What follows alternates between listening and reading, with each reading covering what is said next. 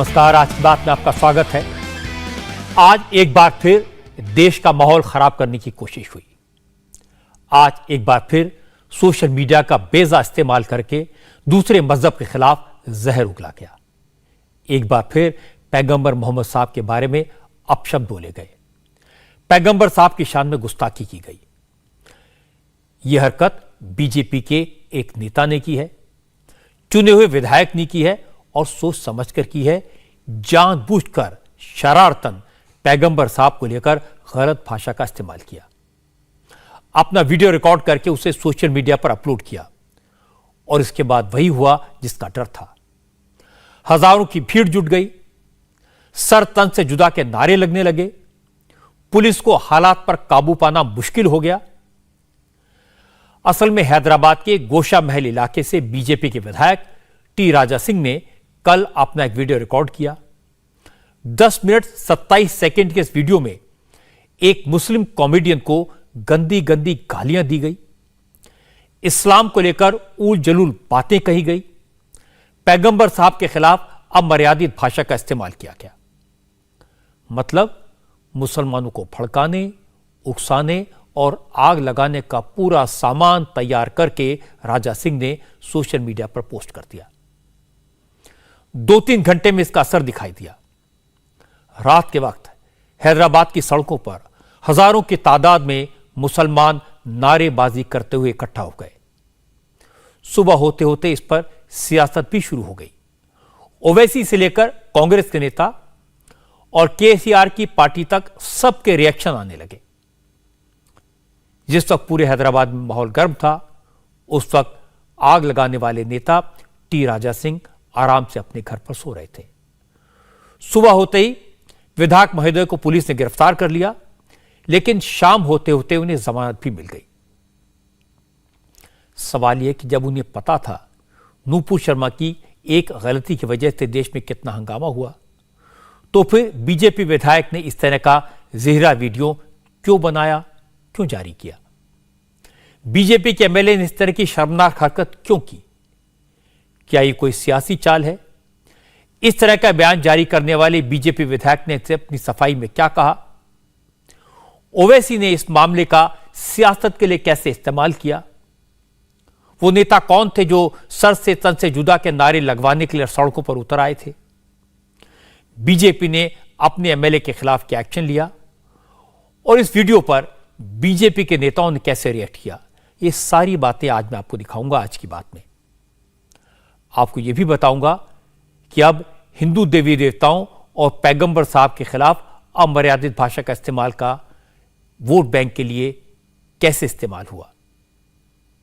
यह मामला सियासत से कैसे जुड़ा हुआ है, केसीआर की राजनीति क्या है, यह भी समझने की कोशिश करेंगे। और मैं आपको यह भी दिखाऊंगा कि कल रात हैदराबाद की सड़कों पर कैसे हंगामा हुआ, शहर का मंजर कैसा था। लेकिन सबसे पहले आपको सुनाता हूं, आपसे थोड़ी देर पहले आया राजा सिंह के वकील का बयान। वकील साहब बता रहे हैं कि उनके मुवक्किल को जमानत किस आधार पर मिली। हम लोगों ने 45 मिनट आर्ग्यूमेंट करके जज को यह समझाया कि ये जो अरेस्ट है अनकॉन्स्टिट्यूशनल है और ये आइज ऑफ लॉ में इलीगल है, क्योंकि इसमें 41 है। अरनेश कुमार का जजमेंट कोट करते हुए Arnesh Kumar versus state of Bihar जो बोलता है कि पहले नोटिस इशू की जाए फिर अरेस्ट किया जाए। रिप्लाई नहीं आया तो पुलिस वालों ने ये कोई प्रोसीजर फॉलो नहीं किया है, डायरेक्टली उनको अरेस्ट करके कोर्ट में प्रोड्यूस कर दिया गया है। तो इस कारणवश उनको रिमांड रिटर्न करके 20,000 का पर्सनल बॉन्ड पे छोड़ दिया गया है। पहले 14 डेज की जुडिशियल रिमांड की बात हो रही थी। नहीं, रिमांड एक्सेप्ट हुई नहीं, गलत बात है। रिमांड एक्सेप्ट होने के बाद में 14 डेज बोलते, खाली रूमर फैलाया गया है। उन जज साहब ने आधी पौन घंटा सोच के समझ के डिसीजन लिया है और हमें कानून पे पूरा भरोसा था। क्या कोई शर्त रखी गई है? कोई शर्त नहीं रखी, बिना शर्त के बेल ग्रांट हुई सो है, बिना शर्त के रिमांड रिटर्न हुई सो है। सॉरी, रिमांड रिटर्न हुई सो है। प्रोसिक्यूशन का क्या आर्गुमेंट था सर? प्रोसिक्यूशन ने यह कहा है कि इन्होंने पूरे माहौल को खराब किया है, इन्होंने पूरे जो कम्युनल के बारे में कुछ बोला है, मैं नहीं बोल सकता, बट हमने जज को कन्विंस किया है, जज ने रिमांड रिटर्न की है। राजा सिंह ने 10 मिनट का वीडियो जारी किया, सिर्फ 10 घंटे पुलिस की हिरासत में रहे, प्रोसीजर फॉलो नहीं हुआ तो 10 घंटे के बाद राजा सिंह जमानत पर रिहा हो गए, अपने घर चले गए। लेकिन कल रात से आज रात तक यानी करीब 24 घंटे हैदराबाद के कई इलाकों में जबरदस्त तनाव रहा। ये तस्वीरें हैदराबाद की हैं।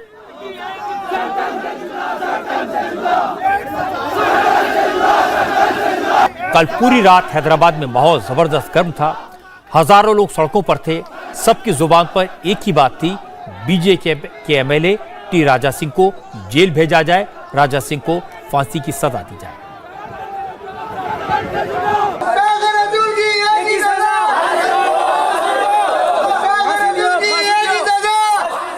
ज्यादातर लोग तो राजा सिंह का सिर तन से जुदा करने के नारे लगा रहे थे। असल में जैसे ही राजा सिंह का वीडियो सामने आया तो हंगामे की शुरुआत उसी वक्त से हो गई थी। ओवैसी की पार्टी के लोग सड़क पर उतर आए। तमाम मुस्लिम संगठनों के लोग इकट्ठा हो गए। हजारों मुसलमान नौजवान वहां पहुंच गए। थाने को घेर लिया गया। कहीं सड़क जाम कर दी गई। सड़क पर सिर्फ नारेबाजी करते हुए लोग ही लोग दिखाई दे रहे थे। चंचलगुडा, दबीपुरा, भवानी नगर, रेन बाजार और मीर चौक जैसे कई इलाकों में प्रोटेस्ट होने लगे। एक बार फिर वही नारा सुनाई दिया, गुस्ताखे रसूल की एक ही सजा, सरतन से जुदा, सरतन से जुदा।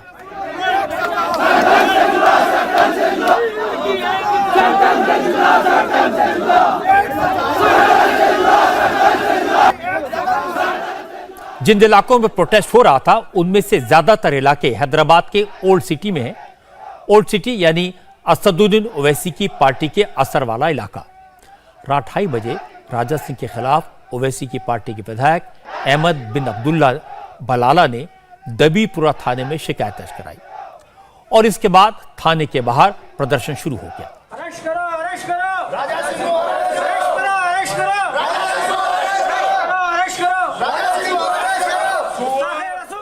टी राजा सिंह हैदराबाद के गोशामहल इलाके से एमएलए हैं।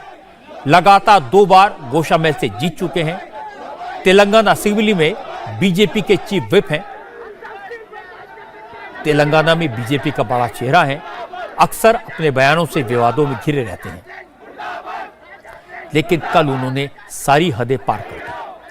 टी राजा सिंह ने जो वीडियो बनाकर सोशल मीडिया पर पोस्ट किया, उसकी वजह से हैदराबाद के हजारों मुसलमान सड़क पर उतर आए। क्योंकि लोगों ने हिंसक नारे लगाए, प्रदर्शनकारियों ने हैदराबाद के चंचलगुडा इलाके में तोड़फोड़ करने की कोशिश की। इसलिए पुलिस ने उस वक्त कुछ प्रदर्शनकारियों को हिरासत में लिया।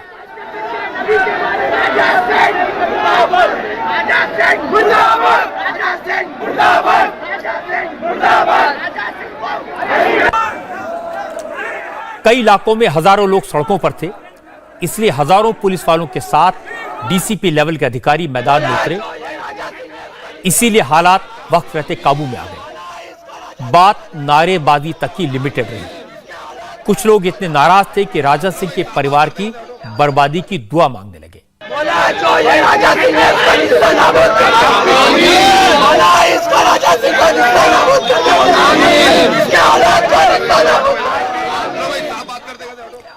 आखिरकार रात भर के हंगामे के बाद राजा सिंह को आज सुबह गिरफ्तार कर लिया गया। राजा सिंह के खिलाफ दबीपुरा थाने में केस दर्ज किया गया है। राजा सिंह को 2 समुदायों के बीच नफरत बढ़ाने, धार्मिक उन्माद फैलाने जैसे आरोपों में अरेस्ट किया गया। इसके बाद उन्हें आज हैदराबाद की नामपल्ली कोर्ट में पेश किया गया, जहां से देर शाम उन्हें जमानत मिल गई। हैरानी की बात यह कि आज जब राजा सिंह को नामपल्ली कोर्ट में पेश किया गया तो कोर्ट परिसर के बाहर उनके सपोर्ट में भी नारे लगे। पुलिस के सामने उस वक्त मुश्किल हालात पैदा हो गए जब राजा सिंह के सपोर्टर और मुस्लिम संगठनों के लोग आमने सामने आ गए। दोनों तरफ से जमकर नारेबाजी हुई। राजा सिंह के सपोर्टर जय श्री राम और भारत माता की जय के नारे लगा रहे थे, तो मुस्लिम समाज की तरफ से राजा सिंह को सजा देने के नारे लग रहे थे।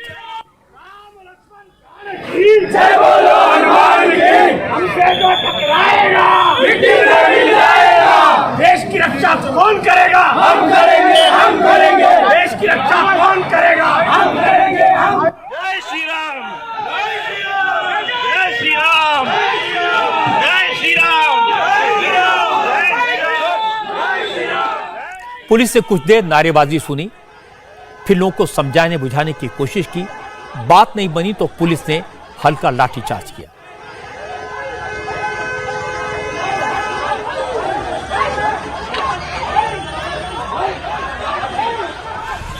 राजा सिंह को कोर्ट से जमानत तो मिल गई है, लेकिन अपनी पार्टी में उनके लिए मुश्किलें पैदा हो सकती हैं। बीजेपी ने राजा सिंह को पार्टी से सस्पेंड कर दिया है।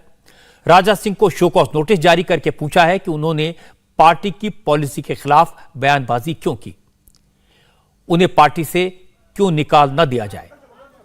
इस पर राजा सिंह से 10 दिन के भीतर जवाब देने को कहा गया है। अगर राजा सिंह ने 2 सितंबर तक जवाब नहीं दिया तो बीजेपी उनके खिलाफ अनुशासनात्मक कार्रवाई करेगी, डिसिप्लिनरी एक्शन लेगी, और बीजेपी ने एक्शन शुरू कर दिया है। लेकिन चूंकि मामला हैदराबाद का था, ओवैसी के इलाके का था, इसलिए ओवैसी ने सुबह सुबह मीडिया से बात की और इल्जाम लगाया कि बीजेपी सब दिखावा कर रही है। असल में बीजेपी ने ही अपने विधायक से इस तरह के जहरीले बयान दिलवाए। बीजेपी के नेता हैदराबाद का माहौल खराब करना चाहते हैं। ओवैसी ने इल्जाम लगाया कि बीजेपी मुसलमानों को प्रोवोक कर रही है। ऐसा लगता है कि मुसलमानों का इंसल्ट करना बीजेपी की ऑफिशियल पॉलिसी हो चुकी है। आपने नुपुर शर्मा पर माफी मांगी थी उनके स्टेटमेंट पर, अब उसके बावजूद भी फिर आज हैदराबाद में भाजपा के जो एक विधायक है, उन्होंने मुसलमानों को प्रोवोक करने के लिए और प्रॉफेट मोहम्मद सल्लल्लाहु अलैहि वसल्लम की शान में उन्होंने बेइज्जती करने की कोशिश की। आखिर क्यों बीजेपी कर रही है? बीजेपी को आखिर इससे हासिल क्या होने वाला है? क्या बीजेपी भारत के सोशल फैब्रिक को तोड़ना चाहती है? क्या भाजपा ये नहीं समझती कि भारत में हमा किस्म के कई किस्म के मजहब के मानने वाले रहते हैं और हर एक की एक फेथ होता है, और मुसलमानों के लिए प्रॉफेट मोहम्मद सल्लल्लाहु अलैहि वसल्लम से बढ़कर कोई चीज ही नहीं है हमारे लिए। अगर हम मुसलमान हैं तो उनकी वजह से मुसलमान है, प्रॉफेट मोहम्मद सल्लल्लाहु अलैहि वसल्लम की वजह से। और आप इस तरह की गंदगी अपनी जबान से अदा करते हैं। ये भाजपा की तरफ से इनका एक ऑफिशियली ये कोशिशें की जा रही हैं। आखिर क्यों ये कर रही है भाजपा? तो इससे साफ जाहिर होता है कि भाजपा मुसलमानों से और प्रॉफेट मोहम्मद सल्लल्लाहु अलैहि वसल्लम से नफरत करती है। ये भारतीय जनता पार्टी की ऑफिशियल पॉलिसी का ये आपको नजर आ रहा है, क्योंकि बगैर भाजपा के लीडर्स के, बड़े उनके लीडर्स की इजाजत के इस तरह की गंदगी और बकवास नहीं बकी जा सकती है। इसके बाद ओवैसी सीधे प्रधानमंत्री नरेंद्र मोदी पर आए। कहा, अगर बीजेपी वाकई में अपने विधायक के बयानों से इत्तेफाक नहीं रखती, बीजेपी के नेताओं को राजा सिंह के बयानों से वाकई में दुख है, तो खुद प्राइम मिनिस्टर मोदी को इसकी निंदा करनी चाहिए। ओवैसी ने आरोप लगाया कि तमाम कोशिशों के बावजूद बीजेपी तेलंगाना में जड़ नहीं जमा पा रही है, इसलिए बीजेपी अब तेलंगाना और खासकर हैदराबाद में दंगे कराना चाहती है। जब ओवैसी से पूछा गया कि हैदराबाद में भी सर तन से जुदा करने के नारे लग रहे हैं, तो उन्होंने कहा वो इस तरह के नारों की मजम्मत करते हैं। कानून हाथ में लेने का हक किसी को नहीं है। हम पूछना चाहते हैं देश के प्रधानमंत्री से कि क्या आप इनकी इस गंदगी, इनकी वाहियात बयान से आप एग्री करते हैं? अगर आप एग्री नहीं करते तो देश के प्रधानमंत्री उनकी पार्टी को रिएक्ट करना चाहिए, रिएक्ट करना चाहिए उनको। क्या मैंने कोई चीज बाकी नहीं रखी? जो नुपुर शर्मा ने जो गंदगी बकी थी ऑन लाइव, उससे और बढ़कर एक विधायक ने इस तरह की बकवास कर दी। तो मैं इसका कंडेम करता हूं और मैं तेलंगाना की आवाम को ये पैगाम देना चाह रहा हूं कि भाजपा तेलंगाना में अमन को खराब करना चाहती है। भाजपा हैदराबाद के अमन को खराब करना चाहती है। यहां पर भाजपा कम्युनल राइट कराना चाहती है। यहां पर भाजपा तेलंगाना की तरक्की, हैदराबाद का जो इन्वेस्टमेंट ग्रोथ है उसको रोकना चाहती है, और अपनी सियासी रोटी सेकने के लिए वो मुसलमानों को और प्रॉफेट मोहम्मद सल्लल्लाहु अलैहि वसल्लम के बारे में अपने विधायक से इस तरह की गंदगी और बकवास बकवा रहे हैं। इनको रोकना चाहिए। नारे भी लगे सर, मैं जो नारे लगे मैं उसका कंडेम करता हूं। आपकी लड़ाई, हमारी लड़ाई कानून के दायरे में रहकर होगी। जो नारे लगा रहे हैं मैं उससे मुत्तफिक नहीं हूं, मैं उसको कंडेम करता हूं। और जो नारे लगा रहे हैं, मैं उनको भी कहना चाह रहा हूं, आप कानून को अपने हाथ में नहीं ले सकते। ओवैसी एक अनुभवी नेता हैं, बैरिस्टर हैं। वो जानते हैं कि कब कितना बोलना है, लिमिट कहां है, रुकना कहां है, इसलिए वो संभर कर बोलते हैं। लेकिन चूंकि मामला कम्युनली सेंसिटिव है, इसलिए वोट का जुगाड़ हर पार्टी को दिखाई दे रहा है। आज कांग्रेस के नेता भी जोर जोर से चिल्लाए। ओवैसी की पार्टी के लोगों के बाद कांग्रेस के लोकल लीडर पुलिस स्टेशन पहुंचे। प्रोटेस्ट के बाद जोर जोर से मौलानाओं से, उलेमाओं से, तमाम मुसलमानों से सड़क पर निकलने की अपील करने लगे। कांग्रेस के लीडर राशिद खान ने कहा कि राजा सिंह के खिलाफ एक्शन नहीं हुआ तो हैदराबाद की सड़कों पर खून बहेगा। वो खुद गोशा महल इलाके को अंगारों में तब्दील कर देगा। ऐ मुसलमान कौम, उलमाए दीन, सड़कों पे उतरो, अपनी नींद से बेदार हो जाओ। फिर राजा सिंह हमारे हुजूर सल्लल्लाहु अलैहि वसल्लम की शान में गुस्ताखी कर रहा है और हम खामोश बैठ के तमाशा देख रहे हैं। नहीं, तमाशा हम नहीं देखने वाले। अब हम सड़कों पे उतरेंगे और अल्लाह की कसम, मैं राशिद खान गोशा महल को अंगार में बदल दूंगा। मैं गोशा महल में दाखिल हो जाऊंगा और मैं किसी की नहीं सुनूंगा। लॉ एंड ऑर्डर को तोड़ने के लिए मैं तैयार हूं। शर्त यह है कि डीजीपी, कमिश्नर, केसीआर, महमूद अली, उसको हिरासत में लेना, वरना शहर का अमन सुकून गारत होने वाला है। ये हमारे नबी की शान में गुस्ताखी हो गई और हम अपने सर कटाने के लिए तैयार है, अपने खून की नदियां बहाने के लिए तैयार है, मगर हमारे हुजूर सल्लल्लाहु अलैहि वसल्लम की शान में गुस्ताखी हम खाते बर्दाश्त नहीं करेंगे। ये बंदा गुस्ताखे रसूल है, गुस्ताखे इस्लाम है। इसको सराखों के पीछे भेजो। मेरा मुतालिबा है, शहर का अमन सुकून गारत कर दूंगा अगर से मैं राजा सिंह को हिरासत में ले लेंगे तो। लोगों को भड़काने में धर्मगुरु भी पीछे नहीं रहे। हैदराबाद के बड़े मुस्लिम धर्मगुरु मौलाना जफर पाशा ने कहा कि बीजेपी विधायक राजा सिंह ने जो बयान दिया है वो नाकाबिले बर्दाश्त है। आप और हम सभी जानते हैं कि ये बीजेपी के वफादारों की तरफ से कुछ न कुछ नबी करम सल्लल्लाहु अलैहि वसल्लम की शान में गुस्ताखियों का सिलसिला जारी है। और यही वजह है कि आज हमारे हैदराबाद के एक एमएलए ने, जो राजा सिंह के नाम से है, उसने एक ऐसा बयान दिया है जो नाकाबिले कबूल है और नाकाबिले बर्दाश्त है। और ऐसे मौके पर हमारी हुकूमत को ये ज़रूरी है कि हालात को कंट्रोल में रखे। याद रखिए, मुसलमान सब कुछ बर्दाश्त कर सकता है, लेकिन नबी करीम सल्लल्लाहु अलैहि वसल्लम की शान में गुस्ताखी वो कभी बर्दाश्त नहीं करेगा। राजा सिंह के जिस बयान पर हंगामा हो रहा है उसकी तस्वीरें तो मैंने आपको दिखाई। ओवैसी और उनकी पार्टी के नेता कैसे इसे सियासत का इशू बना रहे हैं यह भी मैंने आपको दिखाया। लेकिन राजा सिंह ने असल में क्या कहा यह मैंने आपको नहीं सुनवाया, और वो मैं आपको सुना भी नहीं सकता क्योंकि यह बयान सुनाने लायक है भी नहीं। कानून भी इसकी इजाजत नहीं देता।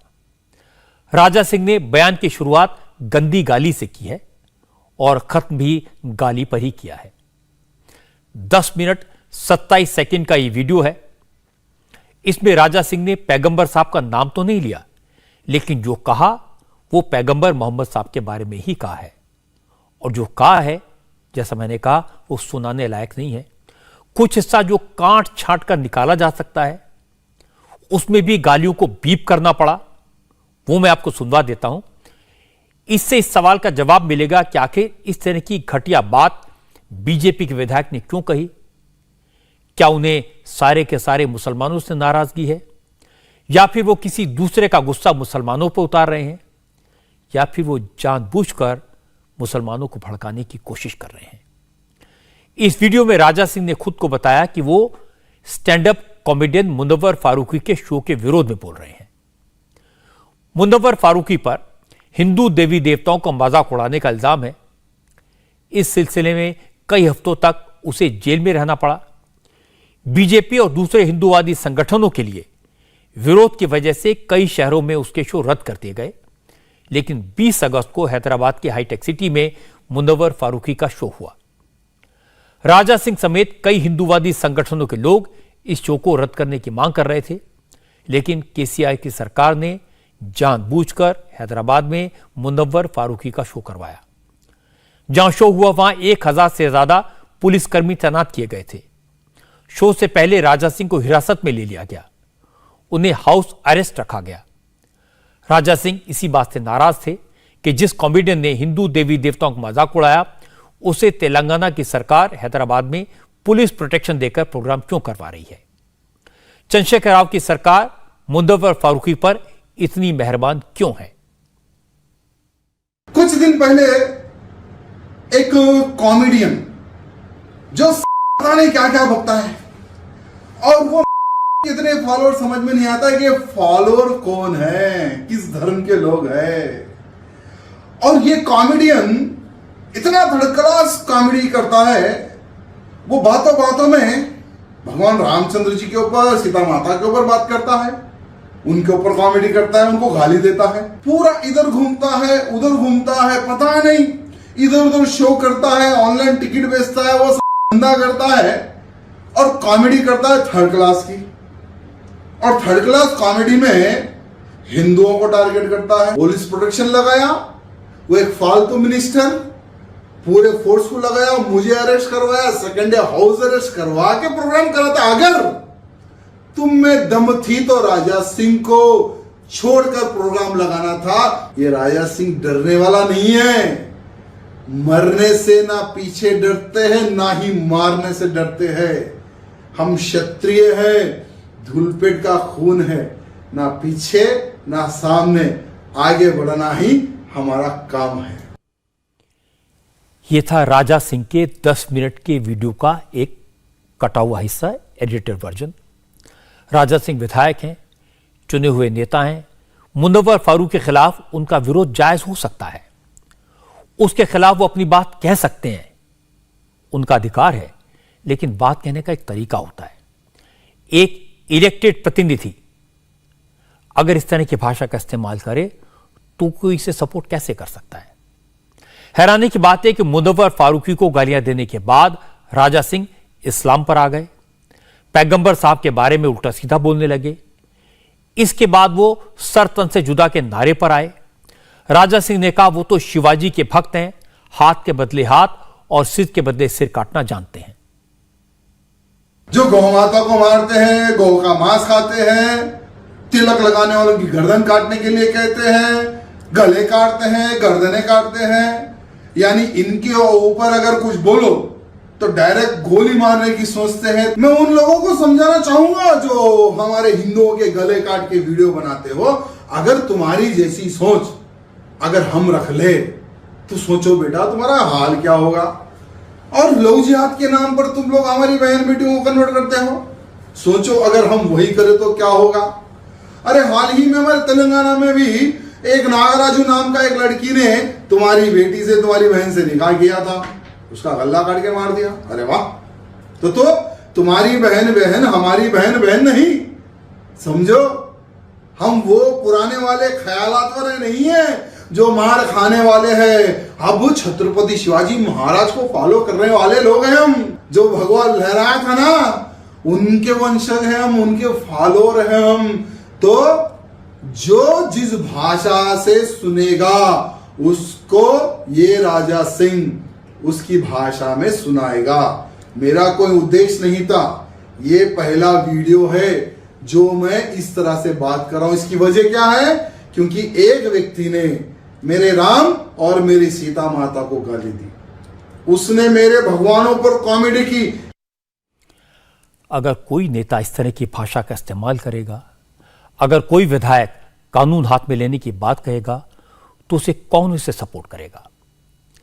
पहले तो जब यह वीडियो देखा तो लगा कि राजा सिंह ने गुस्से में आकर, अति उत्साह में आकर इस तरह की हरकत की है, लेकिन वीडियो के आखिर में राजा सिंह ने खुद बता दिया, उन्होंने पूरे होश और हवास में यह वीडियो बनाया है। यह पहला वीडियो है, यानी उनके मंशा आगे भी इसी तरह के वीडियो जारी करने की थी। राजा सिंह ने आखिर में हिंदू समाज से, हिंदू संगठनों से मुनव्वर फारूकी जैसे लोगों का हर संभव विरोध करने की बात कही। इस वीडियो के माध्यम से आपने जो भी सुना समझा, पहला वीडियो है जो मुझे भी पसंद नहीं लेकिन मैंने बनाया है। सभी भारत में रहने वाले मेरे हिंदू भाई बंधुओं से निवेदन है कि जिसने राम को और सीता मां को गाली दिया, ऐसे व्यक्ति अगर इवेंट लगाते हैं, मैंने तो ये सेक्युलर गवर्नमेंट, ये गुलाम गवर्नमेंट रहते पर भी मैंने ताकत लगाया, प्रयत्न किया रोकने का, लेकिन जहां जहां पर भगवाधारी सरकार है वहां पर अगर इस का अगर प्रोग्राम होता है या कोई भी हमारे धर्म को गाली देने वाले का प्रोग्राम होता है, जब ये लोग ये कर सकते हैं तो हम भी यही भी कर सकते हैं। विचार करें। भारत माता की जय। जय सिया राम। राजा सिंह बार बार कह रहे हैं कि उन्होंने ये वीडियो मजबूरी में बनाया, लेकिन ये सच्चाई नहीं है। हकीकत यह है कि कोई मजबूरी नहीं थी। अगर विरोध मुनव्वर फारूकी से था तो फिर पैगंबर साहब का अपमान करने की क्या जरूरत थी?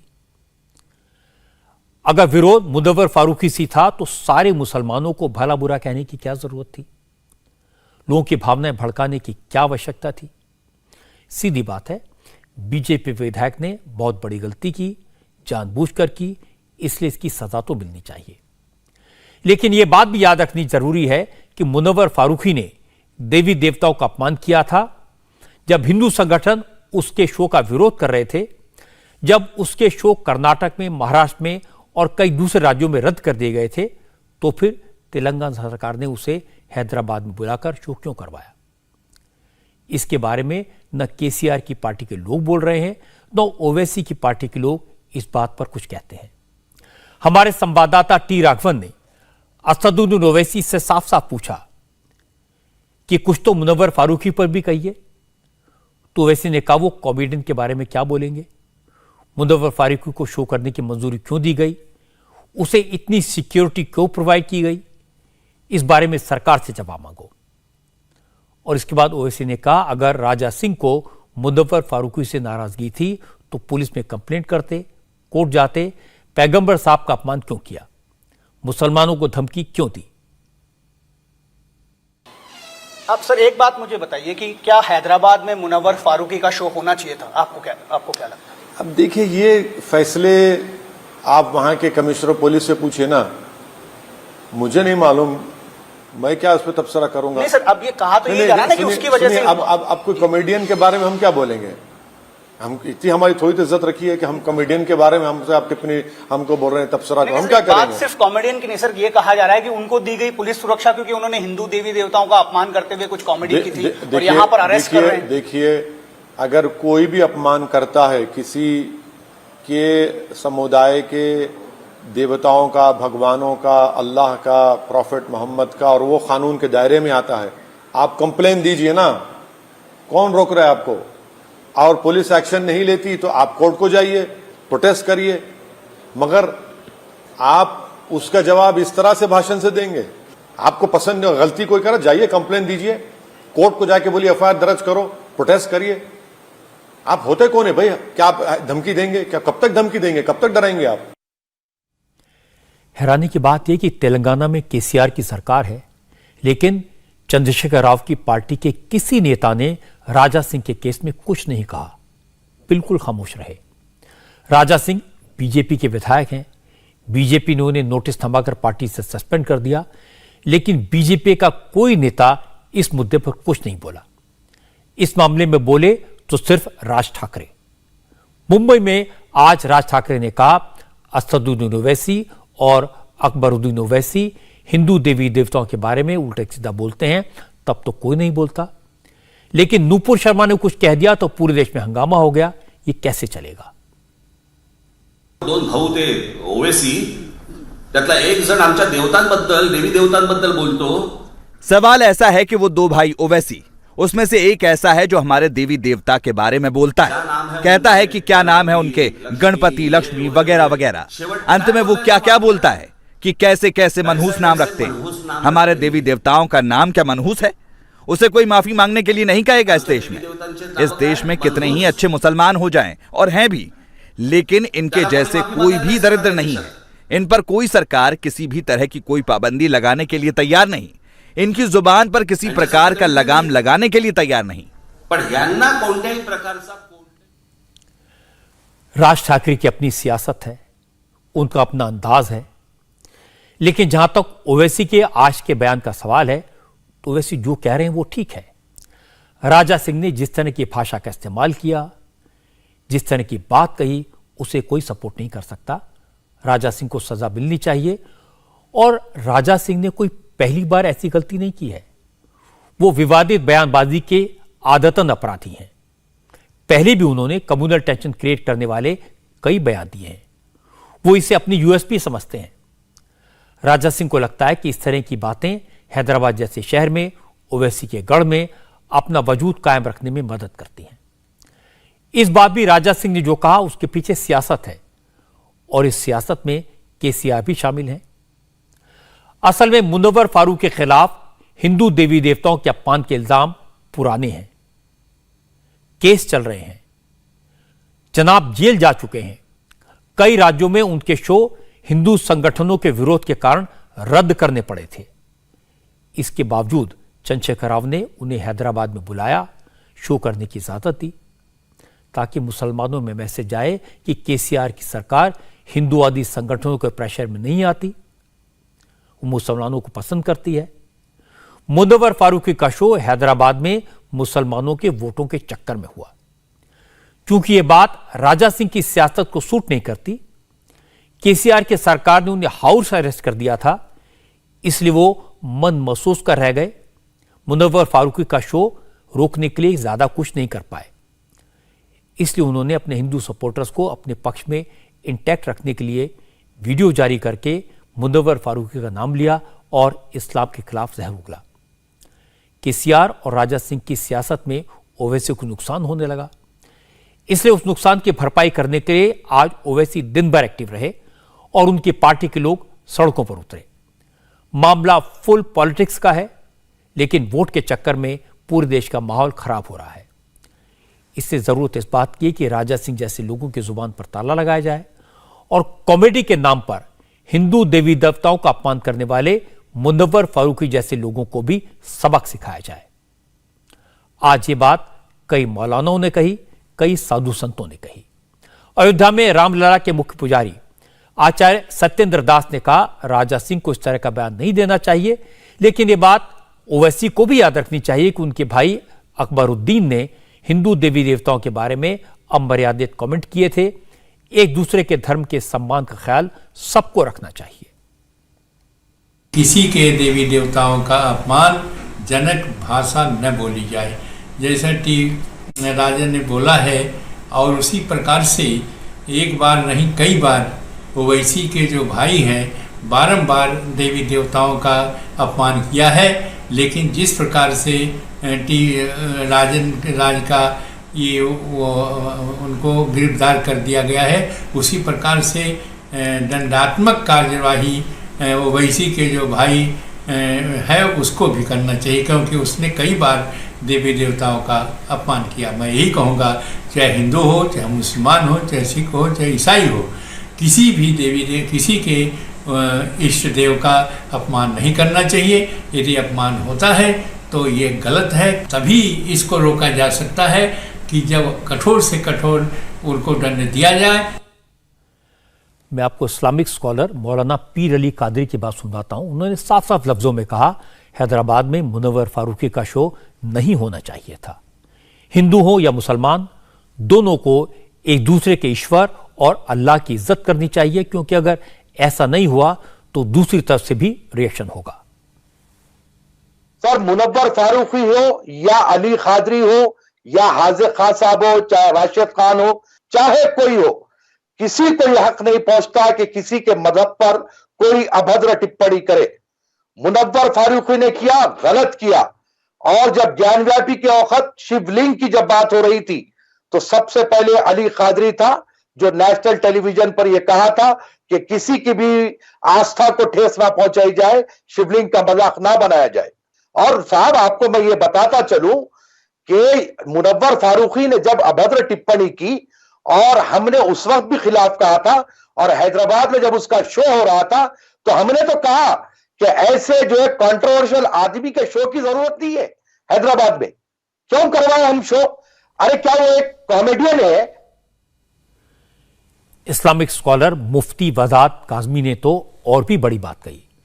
वदात काज़मी ने कहा, जो लोग खुद को मुसलमानों का रहनुमा बताते हैं, जो शांति और भाईचारे की बात करते हैं, असल में वो दिखावा करते हैं।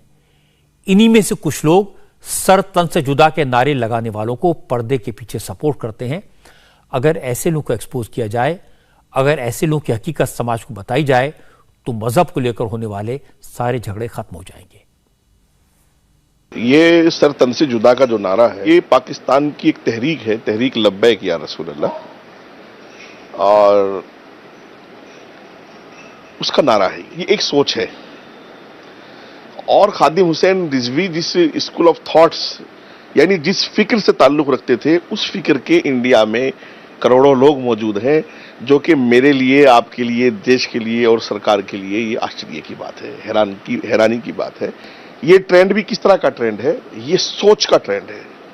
इस सोच में घुसा हुआ है सर तन से जुदा। और टीवी पर बैठकर मुसलमान जरूर कह रहा है कि अच्छा नहीं है, बुरा नहीं है, लेकिन वो अपनी निजी मजलिसों में इसको सराह रहा है और वो अंदर से खुश हो रहा है और इसकी शाबाशी दे रहा है कि हमारे 4 लोग जेल जाएंगे, कोई बात नहीं, लेकिन इन हिंदुओं को सबक मिल जाएगा। तो इसलिए वो नारा जल्दी से दबने वाला नहीं है जब तक सरकार ऐसे लोगों को सरेआम फांसी पर न लटकाए जो सर तन से जुदा की कार्रवाई कर रहे हैं, ये नारे लगा रहे हैं, उन पर कठोर कार्रवाई नहीं होगी, ये नारा नहीं रुकेगा। आपने नहीं देखा होगा कि हिंदुस्तान में मुसलमानों की लीडरशिप का कोई संगठन, कोई भी एक बड़ा नाम आपने नहीं देखा होगा कि वो आपके सामने आया है और उसने ये कहा है कि ये गलत है, ठीक नहीं है। तो मुझे ये बताइए कि जब मुस्लिम लीडरशिप उसको अपने प्रैक्टिकली तरीके से सराह रही है, तो वो सोच नहीं जाएगी हमारे युवाओं में। समाज को ऐसे मौलानाओं और साधु संतों की बात सुननी चाहिए, एक दूसरे के धर्म की भावनाओं की इज्जत करनी चाहिए। मोटी बात यह कि अगर राजा सिंह को मुनव्वर फारूकी से शिकायत थी तो वो पुलिस में कंप्लेंट फाइल करते। इसी तरह जिन लोगों को राजा के बयान से चोट पहुंची, उन्हें भी पुलिस के पास जाना चाहिए था, शिकायत करनी चाहिए थी। न तो राजा सिंह को पैगंबर साहब का अपमान करने का हक है और न ही किसी को सर तन से जुदा जैसे इरादे जाहिर करने का हक है। लेकिन अब लोग पुलिस के पास जाने के बजाय सोशल मीडिया पर जाते हैं, सोशल मीडिया का बेजा इस्तेमाल करते हैं। कितनी बार हमने देखा है, क्योंकि लोग सोशल मीडिया का इस्तेमाल बेरोक टोक कर सकते हैं, इसलिए दूसरों की भावनाओं को भड़काने के लिए वो ऐसे वीडियो बनाते हैं, सोशल मीडिया पर पोस्ट कर देते हैं। एक दूसरे के प्रति नफरत इतनी ज्यादा है कि अगर किसी ने अपमानजनक बातें वीडियो में बोलकर उसे पोस्ट कर दिया तो दूसरी तरफ से भी तलवारें खिंच जाती हैं। आज हैदराबाद में जो हो रहा है वो इसी का नतीजा है। हालांकि इस केस में सियासत भी एक बड़ी वजह है। तेलंगाना में इलेक्शन होने वाले हैं, सारी पॉलिटिकल पार्टियां पोजीशन ले रही हैं, इसका असर दोनों तरफ दिखाई दिया। आज एक तरफ राजा सिंह के बयान पर चंद्रशेखर राव की पार्टी खामोश रही। राजा सिंह कुछ ही घंटों में जमानत पर बाहर आ गए, लेकिन तेलंगाना बीजेपी के अध्यक्ष अभी भी जेल में हैं। चंद्रशेखर राव की सरकार ने बीजेपी के स्टेट प्रेसिडेंट बंडी संजय कुमार को जेल भेज दिया है।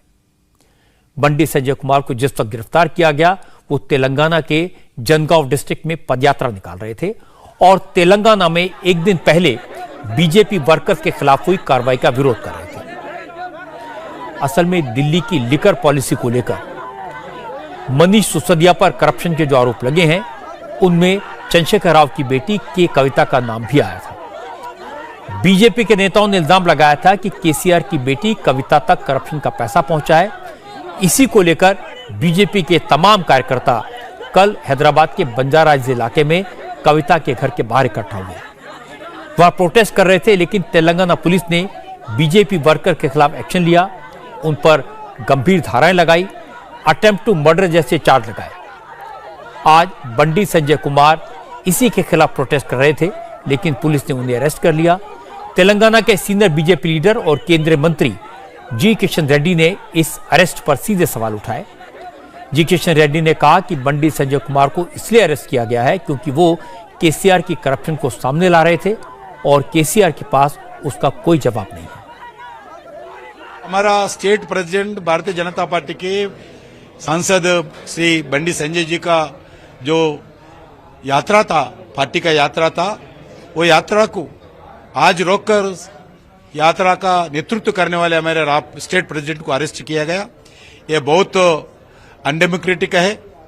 उनका जो भ्रष्टाचार को, उनका परिवार राज को जो हम सवाल कर रहे गांव गांव में हमारे स्टेट प्रेसिडेंट, उसको जवाब देने का सत्ता उनके पास नहीं है, इसलिए यात्रा को रोके हैं।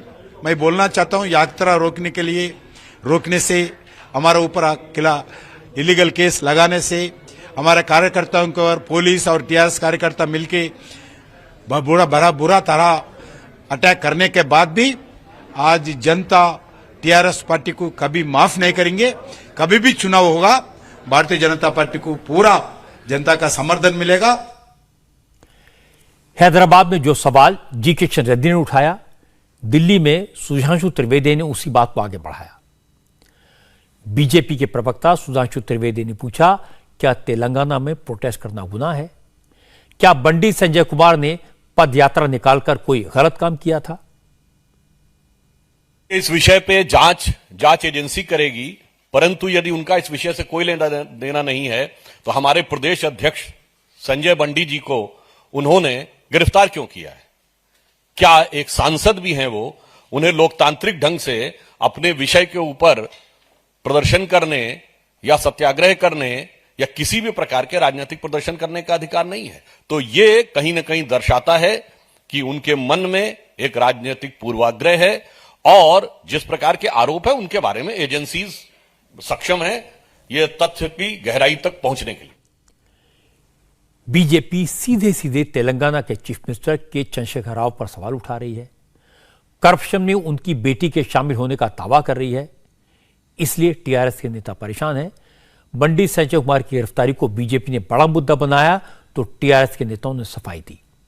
टीआरएस के एमएलए ए जीवन रेड्डी ने आरोप लगाया कि बीजेपी वर्कर्स रॉड लेकर आए थे और उन्होंने के कविता के घर पर हमला बोला था, इसीलिए उनके खिलाफ दफा 307 के तहत केस दर्ज किया गया। ये घर में आके, एक सीएम का बेटी का घर में आके, हाँ, उतना लोग राड्स लेके आके अटैक कर दिया। अटैक करने के बाद में वो टाइम पे कविता जी भी उधर नहीं है, वो देख के पूरा वीडियो से है ना, कैसा ऑर्डिनरी आदमी है तो कैसा रहता, कहीं क्यों अरेस्ट करता? वो इतना दिन से पाद यात्रा कर रहे, कौन अरेस्ट करे उसको? अभी तक कोई टच भी नहीं करे। अभी देखो फिर उन्होंने राउडीजम देता, तेलंगाना का राउडीजम भी देख लेते। एक गुजरात का बानिसा ऐसा करे तो हमारा भी बहुत लोग है ना, 7 लाख लोग है हमारा लोग, 12,000 सरपंच है, 103 एमएलए है, 33 जेडपी चेयरमैन है, पीएससी चेयरमैन 500 का ऊपर है, हर एक गांव में सरपंच हमारा है।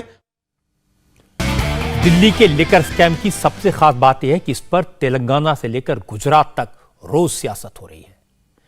तेलंगाना में बीजेपी इसे टीआरएस के खिलाफ इशू बना रही है और केजरीवाल इसी मुद्दे पर गुजरात जाकर बीजेपी पर इल्जाम लगा रहे हैं। बीजेपी और आम आदमी पार्टी के बीच जमकर बयानबाजी हो रही है, अफवाहें उड़ाई जा रही हैं। आज अचानक खबर फैली कि शराब घोटाले में सीबीआई जांच का सामना कर रहे मनीष सिसोदिया के खिलाफ अब एनफोर्समेंट डायरेक्टरेट ने मनी लॉन्ड्रिंग का केस भी दर्ज कर लिया है। यह खबर इतनी तेजी से फैलाई गई कि ईडी को सफाई देनी पड़ी। ईडी ने बयान जारी करके कहा, यह कोई अफवाह है, मनीष सिसोदिया के खिलाफ ईडी ने कोई केस दर्ज नहीं किया है। बीजेपी का इल्जाम है कि इस तरह की अफवाहें आम आदमी पार्टी के लोग खुद ही फैलाते हैं। आज सुधांशु त्रिवेदी ने कहा कि एक्साइज पॉलिसी के जरिए कुछ लोगों को फायदा पहुंचाया गया, सरकारी खजाने को नुकसान हुआ, लेकिन केजरीवाल और उनकी पार्टी के लोग इधर उधर की बातें करते हैं, इस बात का जवाब नहीं दे रहे कि अगर पॉलिसी में गड़बड़ नहीं थी तो फिर शराब पॉलिसी को वापस क्यों लिया।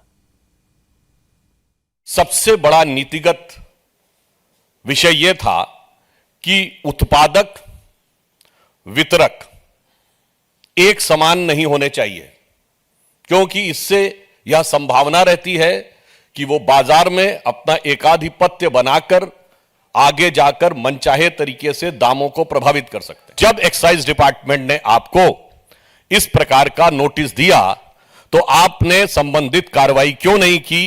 क्योंकि यह नोटिस तथ्यों के आधार के ऊपर है, जिसमें जो पॉलिसी मैंने आपको बताई उसको सीधे सीधे तरीके से ध्वस्त किया गया है। हम उनसे कहना चाहेंगे कि जवाब हमें आबकारी पे चाहिए, ना ईमानदारी की बात करिए, ना बिरादरी की बात करिए।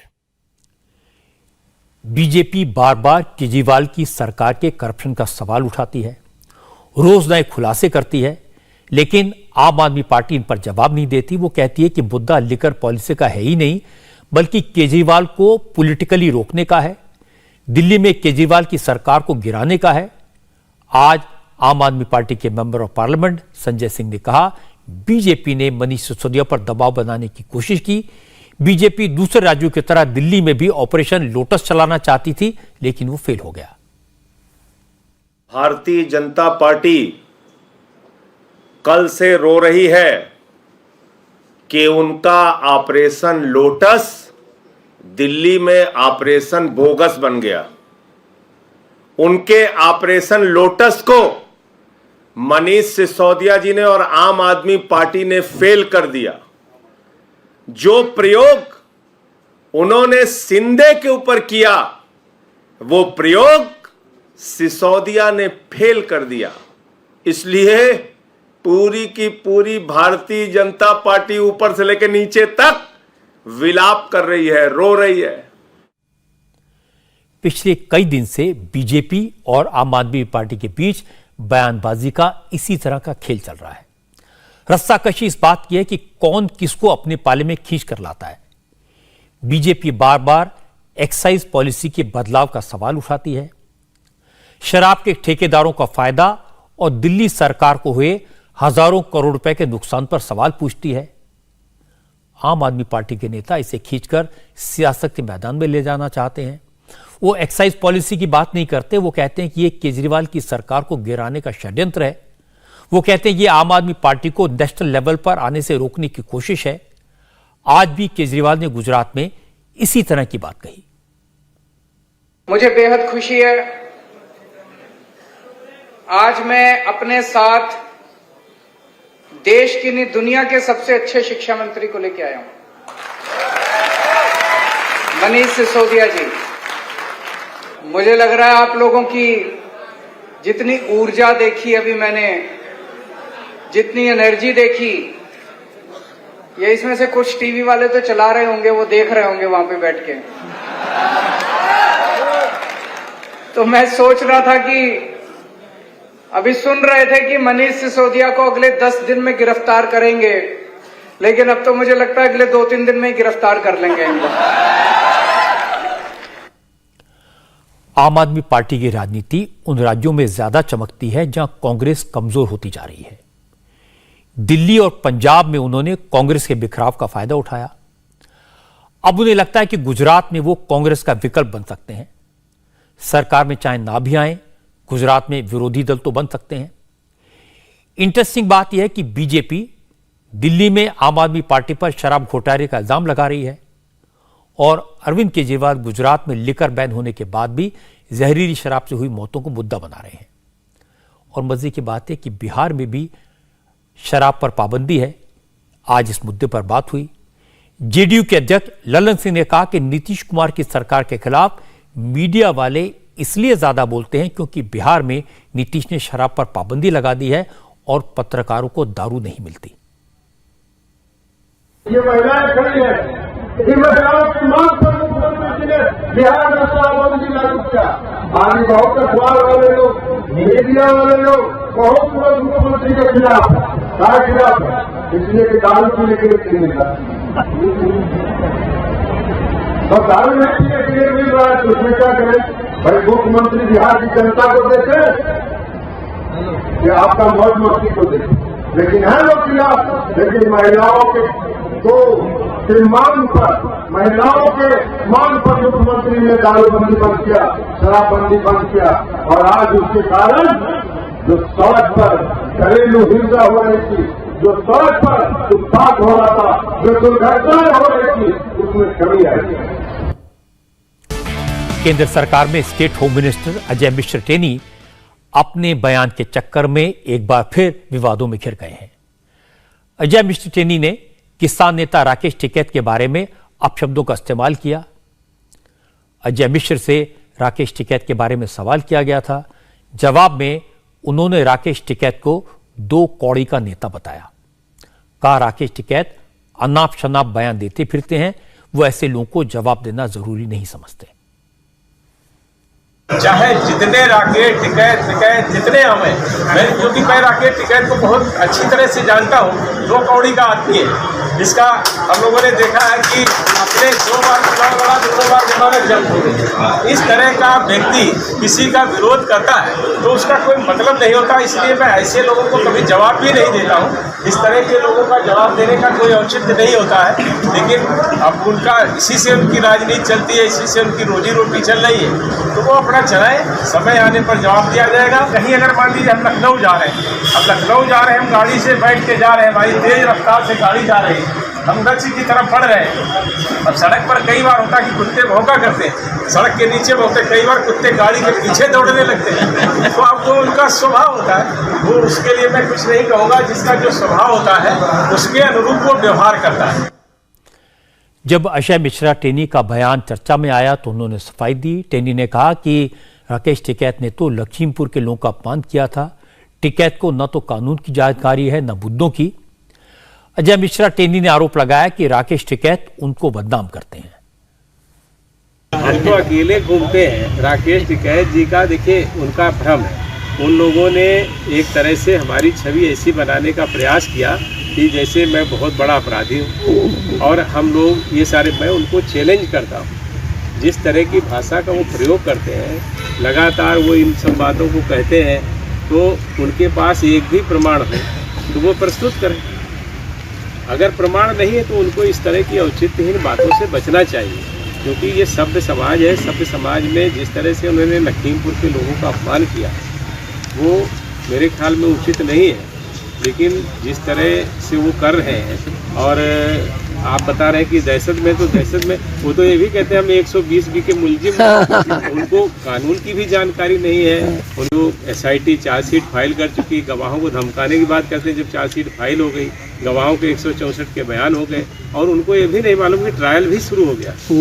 ट्रायल भी शुरू हो गया, डिस्चार्ज के लिए उस पर बहस हो रही है। लेकिन उसके बाद जब जो आदमी कुछ जानता ही नहीं है, जिसको ना कानून के विषय में जानकारी, ना किस तरह से प्रक्रिया चलती जानकारी, तो उसके मुंह में जो आता है वो कहता है। असल में कल किसानों ने दिल्ली में केंद्र सरकार के खिलाफ धरना दिया था। इसी दौरान किसानों ने अजय मिश्रा को कैबिनेट से हटाने की अपनी मांग दोहराई थी। अजय मिश्रा के बेटे आशीष मिश्रा पर लखीमपुर में 5 किसानों को अपनी गाड़ी से रौंदकर मारने का इल्जाम है। आशीष अभी जेल में है। इसी मुद्दे पर राकेश टिकैत अजय मिश्रा के इस्तीफे की मांग करते रहे हैं। लेकिन आज जब टेनी ने राकेश टिकैत को 2 कौड़ी का आदमी बताया तो राकेश टिकैत ने कहा उन्हें मंत्री होने का गुरूर है, इसीलिए इस तरह की बातें कहते हैं।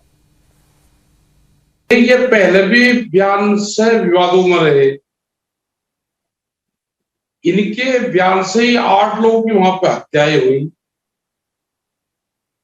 ये भारत सरकार को देखना चाहिए कि आपको इस तरह के लोगों को अपने कैबिनेट में रखना है या इनको बाहर चलना है। ये 120 बी के मुलजिम है। अगर मुलजिमों को खुले छोड़ दोगे तो वो अपनी भाषा का इसी तरह का इस्तेमाल करेंगे, और जो आदमी उसकी नेचर जो होती है वो उसी तरह के बयानबाजी करता है। मैंने पहले भी तो ये कहा कि मैं बड़ा गुंडा और माफिया हम MP MLO से बड़े हैं। पहले भी उन्होंने यही कहा, तो हम तो ऐसे लोगों से बचकर दूर को चलते हैं, यही हमने कहा था। रहा जो लखीमपुर खीरी की घटना हुई है, जब तक हमारे लोग बाहर नहीं आएंगे, ये अपने पद से इस्तीफा इनको नहीं हटाया जाएगा, हमारे आंदोलन पूरे देश भर में चलते रहेंगे। और इसको तो सरकार को देखना है कि किसानों को उन्होंने क्या क्या कहा। भाई सरकार संज्ञान में ले ले। सरकार किसानों का बहुत दाम ले रही है आजकल। किसानों के नाम पे उपराष्ट्रपति को बना गया, और जितने भी MP MLA हैं जो खास करके सरकार में शामिल हैं, उन्होंने जो अपना व्यवसाय लिखा वो कृषि लिखा। तो सभी किसान इसी चपेट में आए हैं। भाई उनको भी कहा है इन लोगों को। अजय मिश्रा टेनी केंद्र सरकार में मंत्री हैं, जिम्मेदार पद पर हैं। उन्हें किसी के भी खिलाफ अभद्र भाषा का इस्तेमाल नहीं करना चाहिए, लेकिन यह अजय टेनी की फितरत है। उनसे बदलने की उम्मीद तो फिलहाल नहीं करनी चाहिए। लखीमपुर खीरी में जिस घटना को लेकर बीजेपी को काफी एम्बैरेसमेंट हुआ, उसकी वजह भी टेनी का इसी तरह का बयान था। लेकिन बीजेपी की भी मजबूरी है। अजय मिश्रा टेनी चाहे कैसी बयानबाजी करें, उनका अपने इलाके में काफी अच्छा खासा प्रभाव है, इसलिए पार्टी में उनका महत्व है। और जब तक कोई बहुत बड़ी बात ना हो, उनके खिलाफ एक्शन होना मुश्किल लगता है। इंडिया टीवी हर वक्त हर जगह डाउनलोड करने के लिए सर्च करें India TV news Google play store या ऐप स्टोर पर।